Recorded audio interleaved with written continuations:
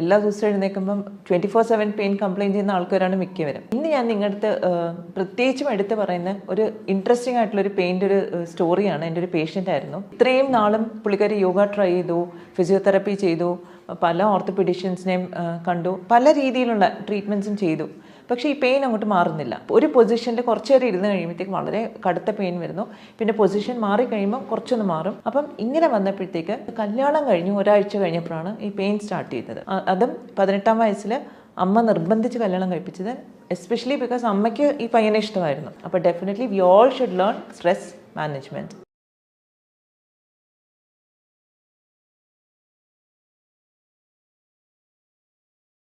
Hello friends, ഞാൻ doctor Trishna, medical director and chief physician, Samathvam wellness, Trivandrum. പലപ്പോഴും നമ്മുടെ ഒരു ക്ലിനിക്കിൽ എപ്പോഴും നമ്മൾ കണ്ടുവരുന്ന ഒരു കണ്ടീഷനാണ് പെയിൻ, അല്ലേ? പെയിൻ വരാത്തവരാരുമില്ല. എല്ലാ ദിവസവും എഴുന്നേൽക്കുമ്പം 24/7 പെയിൻ കംപ്ലയിൻറ്റ് ചെയ്യുന്ന ആൾക്കാരാണ് മിക്കവരും. പക്ഷേ ഈ വേദനയുടെ റീസൺ എന്താണ്? എന്തുകൊണ്ടാണ് നമുക്ക് വേദന വരുന്നത് ശരീരത്തിൽ? പലപ്പോഴും നമ്മൾ വിചാരിക്കുന്നത് വെച്ചാൽ ഒരു മസിൽ പെയിൻ ആയിരിക്കും, എന്തെങ്കിലും ഒരു ബാം തടകി അല്ലെങ്കിൽ ഒരു കുഴമ്പ് തേച്ചു, ഇത് മാറി. പക്ഷേ പെയിൻ എന്ന് പറയുന്നത് ഇറ്റ്സ് എ സിംറ്റം, ഒരു അണ്ടർലൈങ് ഒരു കണ്ടീഷൻ്റെ സിംറ്റമാണ് പെയിൻ. അപ്പോൾ അത് തലവേദനയാകാം, മുട്ടുവേദനയാവാം, നടുവേദനയാകാം, ചെസ്റ്റ് പെയിൻ ആകാം. It can be anywhere in the body, അല്ലേ? അപ്പോൾ ഇന്ന് ഞാൻ നിങ്ങളുടെ അടുത്ത് പ്രത്യേകിച്ചും എടുത്ത് പറയുന്ന ഒരു ഇൻട്രസ്റ്റിംഗ് ആയിട്ടുള്ളൊരു പെയിൻ്റെ ഒരു സ്റ്റോറിയാണ്. എൻ്റെ ഒരു പേഷ്യൻ്റ് ആയിരുന്നു. പുള്ളിക്കാരി 30 വർഷമായിട്ട് വളരെ സിവിയർ ബാക്ക് പെയിൻ അനുഭവിച്ചുകൊണ്ടിരിക്കുമായിരുന്നു എൻ്റെ അടുത്ത് വന്നപ്പോൾ. അപ്പം ഇത്രയും നാളും പുള്ളിക്കാരി യോഗ ട്രൈ ചെയ്തു, ഫിസിയോതെറപ്പി ചെയ്തു, പല ഓർത്തോപീഡിഷ്യൻസിനെയും കണ്ടു, പല രീതിയിലുള്ള ട്രീറ്റ്മെൻറ്റ്സും ചെയ്തു. പക്ഷേ ഈ പെയിൻ അങ്ങോട്ട് മാറുന്നില്ല. അപ്പം എന്താണ് ഈ പെയിൻ്റെ കാരണമെന്ന് നമ്മളൊന്ന് കണ്ടുപിടിക്കണം. കാരണം നമ്മൾ എക്സ്റേ ഒക്കെ നോക്കി, MRI, ഒന്നിലും ചേഞ്ചസ് ഒന്നുമില്ല, everything is normal. Only thing what she was complaining is severe pain. ഒരു പൊസിഷനിൽ കുറച്ച് നേരം ഇരുന്ന് കഴിയുമ്പോഴത്തേക്ക് വളരെ കടുത്ത പെയിൻ വരുന്നു. പിന്നെ പൊസിഷൻ മാറി കഴിയുമ്പോൾ കുറച്ചൊന്ന് മാറും. അപ്പം ഡെഫിനറ്റ്ലി പൊസിഷൻ എന്ന് പറയുമ്പോൾ തന്നെ നമ്മൾ ആദ്യം തന്നെ സ്ട്രൈക്ക് ചെയ്യുന്ന പോസ്ചറൽ പെയിൻ ആയിരിക്കും എന്നായിരിക്കും. അതായത് ഒരു പൊസിഷനിൽ വന്ന് ട്രിഗർ ചെയ്യുന്ന പെയിൻ ആണെന്നാണ്. പക്ഷേ ഒരു മെഡിക്കൽ എക്സാമിൻ ചെയ്തപ്പോഴത്തേക്ക് മസ്കുലർ ചേഞ്ചസ് ഒന്നുമില്ല, സ്പൈനിന് ചേഞ്ചസ് ഒന്നുമില്ല. അപ്പം ഇങ്ങനെ വന്നപ്പോഴത്തേക്ക് ഞാൻ കുറച്ച് ഡീപ്പായിട്ടൊന്ന് ഒരു സൈക്യാട്രിക് അല്ല ഒരു സൈക്കോളജിക്കലി ഓറിയൻറ്റഡ് ഹിസ്റ്ററിയും കൂടെ എടുത്തു. അപ്പോഴാണ് മനസ്സിലാക്കിയത് കല്യാണം കഴിഞ്ഞു ഒരാഴ്ച കഴിഞ്ഞപ്പോഴാണ് ഈ പെയിൻ സ്റ്റാർട്ട് ചെയ്തത്. അപ്പോൾ നാച്ചുറലി അതിനു മുമ്പേ 18 വയസ്സിലുള്ള ഒരു കല്യാണം, അതിനു മുമ്പേ യാതൊരു ഹെൽത്ത് ഇഷ്യൂസും ഇല്ലാത്ത ഒരു ലേഡി കല്യാണം കഴിഞ്ഞ ഉടനെ പെയിൻ സ്റ്റാർട്ട് ചെയ്തു. And when I went deep into the history, what I understood was that ഈ ലേഡിക്ക് ഈ കല്യാണമായിട്ട് ഒട്ടും പൊരുത്തപ്പെട്ട് പോകാൻ പറ്റിയില്ല. കാരണം 10-15 വയസ്സ് എൽഡറാണ് ഈ ഹസ്ബൻഡ്. അതും 18-ാം വയസ്സിൽ അമ്മ നിർബന്ധിച്ച് കല്യാണം കഴിപ്പിച്ചത്. എസ്പെഷ്യലി ബിക്കോസ് അമ്മയ്ക്ക് ഈ പയ്യനെ ഇഷ്ടമായിരുന്നു, അതുകൊണ്ട്. അപ്പം ഈ ഒരു നെഗറ്റീവ് ഒരു എന്താ പറയുന്ന ഒരു ലൈഫ് ഇവൻറ്റ് ജീവിതത്തിൽ വന്നതിന് ശേഷം പുള്ളിക്കാരിക്ക് അതിൻ്റെ ഒരു സ്ട്രെസ് എന്ന് പറഞ്ഞാൽ ചില്ലറയല്ല. കാരണം every day she regrets that decision. അപ്പോൾ അങ്ങനെ ഇരിക്കുക. അത് മാത്രമല്ല, ഹസ്ബൻഡും അമ്മയും തമ്മിൽ വളരെ ക്ലോസ് ആണ്. അതുകൊണ്ട് ഈ പുള്ളിക്കാരിക്ക് ഇത് വിട്ടുപോകാനും പറ്റുന്നില്ല എന്നുള്ളൊരവസ്ഥയായിരുന്നു. എനിവേ, നമ്മൾ കുറച്ച് ഡീപ്പായിട്ട് ഡ്വെൽ ചെയ്തപ്പോഴത്തേക്ക് ഇതൊരു ഫിസിക്കൽ പെയിൻ അല്ല, ഇതൊരു സൈക്കോളജിക്കൽ പെയിൻ ആണ്. അതായത് സൈക്കോസൊമാറ്റിക് ബാക്ക് പെയിൻ എന്ന് വേണമെങ്കിൽ നമുക്ക് പറയാം. നമ്മുടെ മനസ്സിലുള്ള ഒരു സ്ട്രെസ്സ് മൂലം അതിൻ്റെ ഇഫക്റ്റ് നമ്മുടെ ശരീരത്തിൽ കാണുന്നതാണ് ഈ സൈക്കോസൊമാറ്റിക് എന്ന് പറയുന്നത്.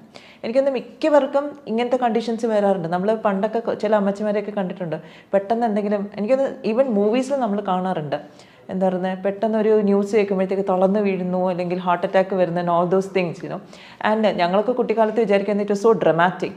പക്ഷേ actually this can really happen because നമ്മുടെ മനസ്സിലുള്ള എന്ത് സ്ട്രെസ് ഉണ്ടെങ്കിലും അത് നമ്മുടെ ശരീരത്തിലൊരു സ്ട്രെസ് ഹോർമോൺസിനെ റിലീസ് ചെയ്യും. അതായത് മനസ്സിലെ ടെൻഷൻസ് വരികയാണെങ്കിൽ അത് നമ്മുടെ തലച്ചോറ്, because the mind is what the nervous system. അപ്പോൾ നെർവസ് സിസ്റ്റത്തിലുള്ള ന്യൂറോ ട്രാൻസ്മിറ്റേഴ്സിൻ്റെ റിലീസ് കാരണം നമ്മുടെ എൻഡോക്രൈൻ സിസ്റ്റത്തിനെ അത് ബാധിക്കുന്നു. അപ്പോൾ അഡ്രിനൽ എന്ന് പറയുന്ന ഗ്രന്ഥി, അതിൽ നിന്നും സ്ട്രെസ് ഹോർമോൺസ് റിലീസ് ചെയ്യുന്നു. ഈ സ്ട്രെസ് ഹോർമോൺസ് എന്താ ചെയ്യുന്നത്? കോർട്ടിസോൾ പോലുള്ള ഹോർമോൺസ് സ്ട്രെസ് സിമ്പത്തറ്റിക് ആക്ടിവിറ്റി, അതായത് നമ്മുടെ ശരീരത്തിലുള്ള ഓട്ടോണോമിക് നെർവസ് സിസ്റ്റം എന്ന് പറയും, ഇതിൽ സിമ്പത്തറ്റിക് നെർവസ് സിസ്റ്റത്തിൻ്റെ ആക്ടിവിറ്റി കൂട്ടുന്നു. അപ്പോൾ ഈ സിമ്പത്തറ്റിക് ആക്ടിവിറ്റിയുടെ ഒരു ഇൻട്രസ്റ്റിംഗ് ജോബ് എന്താണെന്ന് വെച്ചാൽ മസിൽസിനെ ടെൻസ്ഡ് ആക്കുക എന്നുള്ളതാണ്. അതായത് മസിൽ കോൺട്രാക്ഷൻ. ഇതെന്തിനായിരുന്നു ഡിസൈൻ ചെയ്തിരുന്നത്? പണ്ട് നമ്മൾ കാട്ടിലൊക്കെ വസിച്ചിരുന്ന സമയത്ത് നമുക്ക് ഒരു പെട്ടെന്നൊരു എന്താ പറയുക, പെട്ടെന്നൊരു ആനിമൽ നമ്മളെ അറ്റാക്ക് ചെയ്യാൻ വരുവാണെങ്കിൽ നമ്മൾ ഇതിന് റെസ്പോണ്ട് ചെയ്യണം. ഒന്നുകിൽ നമ്മൾ അങ്ങോട്ട് പയറ്റണം, അല്ലെങ്കിൽ നമ്മൾ ഓടണം.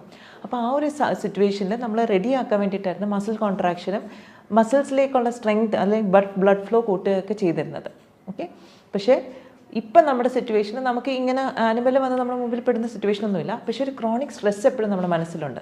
അതായത് എന്തെങ്കിലും ഒരു കാരണം നമുക്ക് ഇഷ്ടപ്പെടുന്നില്ലെങ്കിൽ അത് 24/7 നമ്മൾ ഇറിറ്റേറ്റ് ചെയ്യുന്നൊരു സിറ്റുവേഷനിലേക്കാണ് നമ്മൾ പോകുന്നത്. അപ്പോൾ ആ ക്രോണിക് സ്ട്രെസ് മുതൽ ഈ സ്ട്രെസ് ഹോർമോൺസ് കണ്ടിന്യൂസ് ആയിട്ട് നമ്മൾ ബ്ലഡിൽ എലിവേറ്റഡ് ആയിട്ട് നിൽക്കുന്നു.